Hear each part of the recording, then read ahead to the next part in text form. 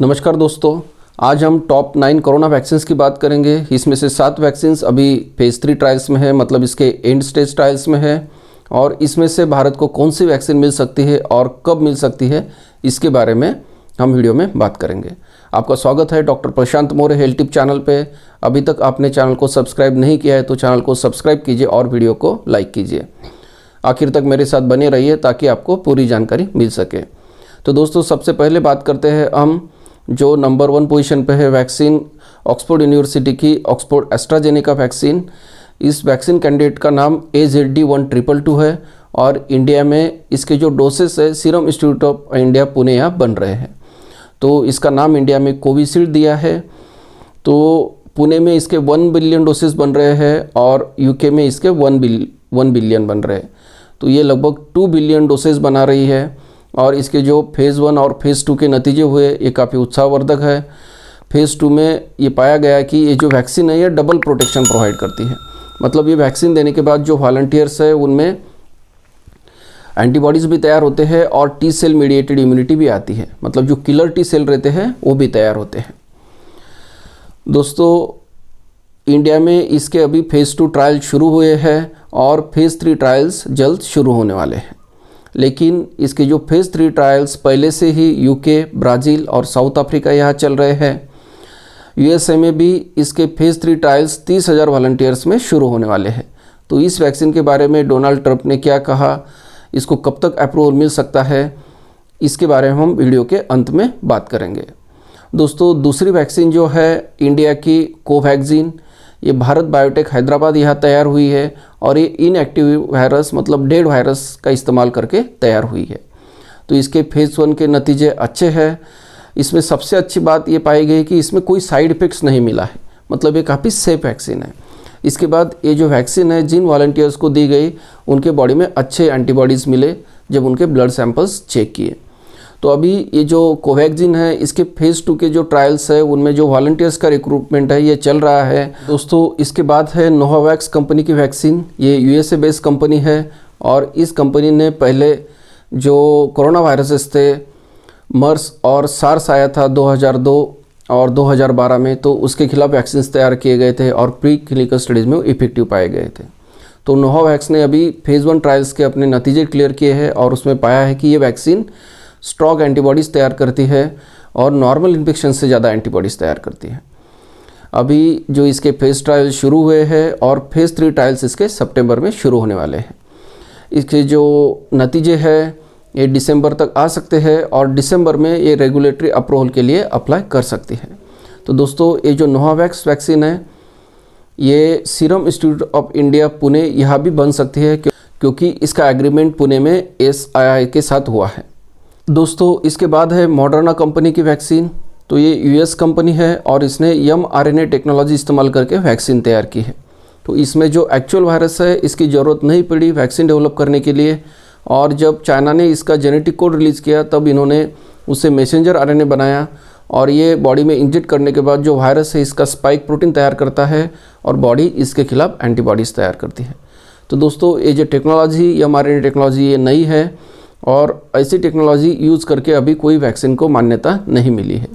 तो ये जो मॉडर्ना कंपनी ने वैक्सीन तैयार की है इसके फेज़ 1 और फेज़ 2 के नतीजे अच्छे हैं और जो ओल्ड एज लोग हैं, बूढ़े लोग हैं, इन पे भी ये वैक्सीन अच्छा काम करती है क्योंकि ओल्ड एज में इम्यूनिटी थोड़ी वीक रहती है। तो इसकी वजह से वैक्सीन जो है प्रोटेक्शन दे पाएगी या नहीं इसका थोड़ा सा डाउट रहता है। तो इसमें पाया गया है कि ओल्ड एज लोगों में भी ये वैक्सीन अच्छे एंटीबॉडीज़ तैयार करती है। अभी मॉडर्ना कंपनी के एंड स्टेज ट्रायल चल रहे हैं।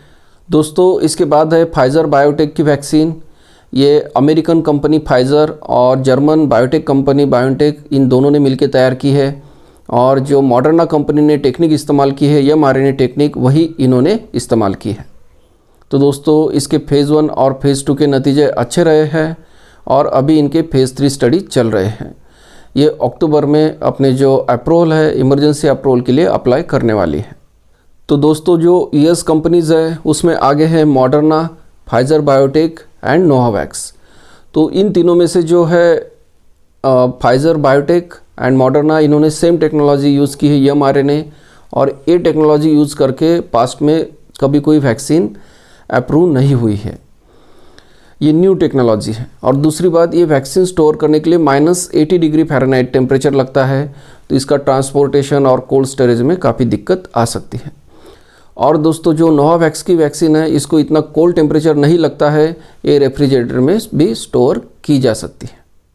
और जो नोवावैक्स वैक्सीन है, इसका SSI पुणे के साथ एग्रीमेंट हुआ है। दोस्तों, इसके बाद है रशिया की वैक्सीन स्पुतनिक 5। तो रशिया ने इस वैक्सीन को 11 अगस्त को अपने यहाँ अप्रूव किया और अक्टूबर महीने से रशिया अपने यहाँ इस वैक्सीन का मास वैक्सीनेशन करने जा रहा है। अभी रशिया ने 40,000 वॉलंटियर्स में भी इसके फेज़ 3 ट्रायल शुरू किए हैं। इसके बाद दोस्तों, चाइना में 2 वैक्सीन्स है जो उन्होंने अप्रूव की है। एक कैंसिनो बायोलॉजिकल्स की है जो जून महीने भी उन्होंने मिलिट्री के लिए अप्रूव की है 1 साल के लिए। और दूसरी वैक्सीन है जो साइनोफार्म कंपनी की, तो जुलाई से ही चाइना जो अपने यहाँ वल्नरेबल लोग हैं, हाई रिस्क ग्रुप के लोग हैं, उनको दे रहा है। दोस्तों, चाइना जो है कनाडा में अपने फेज़ 3 ट्रायल्स करने वाला था कैंसिनो बायोलॉजिकल्स के, तो चाइना ने जो कनाडा को डोसेस देने थे वैक्सीन के, वो प्रोवाइड ही नहीं किए। इसकी वजह से कनाडा ने जो चाइना के साथ एग्रीमेंट था वो कैंसिल किया। और दोस्तों, अभी कनाडा ने जो है USA की कंपनीज नोवावैक्स एंड जॉनसन के साथ 114 मिलियन डोसेस का एग्रीमेंट किया है। तो इससे पता चलता है कि चाइना पे बिलीव नहीं किया जा सकता। उसने जो कनाडा के साथ एग्रीमेंट किया था, लेकिन उसको डोसेस ही नहीं भेजे। दोस्तों, इसके बाद है जॉनसन की वैक्सीन। ये US कंपनी है और इसने अपने फेज़ 1 कंप्लीट किया है और फेज़ 2 ट्रायल स्टार्ट करने वाले हैं। दोस्तों, ये जो कंपनी है जॉनसन 60,000 लोगों पे अपने फेज़ 3 ट्रायल शुरू करने वाली है। तो दोस्तों, ये जो वैक्सीन्स है, हमने लगभग 9 वैक्सीन्स की बात की, तो इसमें से जल्दी अप्रूवल किसे मिल सकता है। तो USA में डोनाल्ड ट्रंप ने आज स्टेटमेंट दिया कि जो ऑक्सफोर्ड एस्ट्राजेनेका कंपनी की वैक्सीन है, उसके फेज़ 3 ट्रायल्स USA में स्टार्ट होने वाले हैं। और उन्होंने आगे ये भी कहा कि इसको जल्दी से जल्दी अप्रूवल मिल सकता है। तो एक क्लू है कि ये जो वैक्सीन है जल्दी अवेलेबल हो सकती है। पहले कहा जा रहा था कि वैक्सीन दिसंबर तक आएगी। और दूसरा क्लू ये है कि FDA के जो कमिश्नर है स्टीफन हैन, उन्होंने कहा है कि जो वैक्सीन अप्रूवल की प्रक्रिया है वो फास्ट ट्रैक कर दी जाएगी। अगर फेज़ 2 के नतीजे और इंटरिम फेज़ 3 का डाटा अगर अच्छा है तो वैक्सीन को इमरजेंसी अप्रूवल मिल सकता है। और दोस्तों, जैसे आपको पता है, ये जो ऑक्सफोर्ड वैक्सीन है UK में डेवलप हुई है। तो UK गवर्नमेंट ने अपने लॉज में कुछ चेंज किए हैं। पहले वो वैक्सीन को अप्रूवल देने से पहले फेज़ 3 ट्रायल्स कंप्लीट करना ज़रूरी होता था। अभी उसने लॉज को मॉडिफाई किया है और फेज़ 3 ट्रायल्स कंप्लीट होने से पहले ही वो इसको अप्रूवल देने के बारे में सोच रहे थे।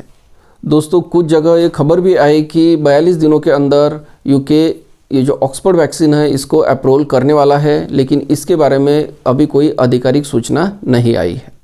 तो दोस्तों, अगर ऑक्सफोर्ड वैक्सीन को USA या UK कोई भी जगह अगर इसको अप्रूवल मिलता है तो इंडिया में भी इसको अप्रूवल मिल जाएगा। और जो पुणे में इसके डोसेज बन रहे हैं SSI में, वो भारतीयों के लिए अवेलेबल हो जाएंगे। इसके बाद दोस्तों, जो दूसरी वैक्सीन है कोवैक्सीन भारत बायोटेक की, ये वैक्सीन के नतीजे भी अच्छे हैं, लेकिन इसके जो ट्रायल्स है ये काफ़ी स्लो चल रहे हैं। अभी फेज़ 2 के जो डोसेस है, शॉट्स है, यही वॉलंटियर्स को लगे नहीं हैं, तो इसको थोड़ा समय लग सकता है। इसके बाद दोस्तों, जो रशिया की वैक्सीन है स्पुतनिक 5, तो उन्होंने कहा था कि उनकी बात जो है इंडियन अथॉरिटीज़ के साथ चल रही है। रशिया जो है भारत में इसके ट्रायल्स और प्रोडक्शन करना चाहता है, तो इसके बारे में बाद में कोई सूचना नहीं आई है। इसके बाद दोस्तों, जो नोवावैक्स कंपनी की वैक्सीन है, ये US कंपनी है, इन्होंने SSI पुणे के साथ एग्रीमेंट किया है। तो आगे चल के इस वैक्सीन का भी पुणे में प्रोडक्शन स्टार्ट हो सकता है। तो दोस्तों, इंडिया में सबसे पहले अगर वैक्सीन अवेलेबल हो सकती है तो वो ऑक्सफोर्ड एस्ट्राजेनेका की है। इसके बाद कोवैक्सीन, स्पुतनिक 5 और नोवावैक्स, ये वैक्सीन अवेलेबल हो सकती है।